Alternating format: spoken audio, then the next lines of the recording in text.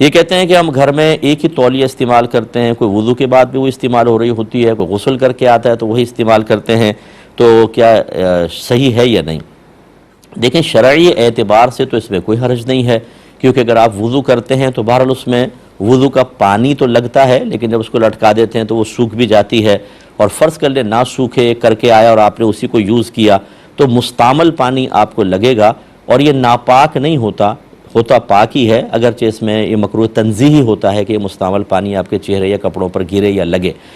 और इसी तरह गुस्ल भी अगर कोई करेगा, चाहे गुस्ल जनाबत ही उसने किया हो, उस पर भी जो पानी लग कर गिरता है वो नापाक नहीं होता, मुस्तामल होता है। और मुस्तामल का मतलब ये है कि उससे वुज़ू या गुस्ल आपने किया हो, जिसको हम नजासत हुक्मिया कहते हैं, या सवाब की नीयत से उसको इस्तेमाल किया, या मैयत को जब हम गुस्ल देते हैं जो पानी गिरता है उसको मुस्तामल कहते हैं, तो लिहाजा वो पानी नापाक नहीं होता, लेकिन उसको जिस्म से लगना नहीं चाहिए। तो इसलिए अगर तौलिया को यूज़ करता भी है तो उसे चाहिए धूप में डाल दे ताकि खुश्क हो जाए। ये तो है शरई मसला। बाकी जो तिब्बी नुक्ता निगाह से है वो ये कहा जाता है कि भाई एक दूसरे के इस तरह के टॉवल को यूज़ ना करें, कि बाद औक़ात स्किन जो होती है खाल सेंसिटिव होती है, हसास किस्म की होती है, और हर एक इस्तेमाल कर रहा होता है। तो ये, और जहाँ गंदे किस्म के लोग हों मादरत के साथ कि टॉवल साफ़ करते करते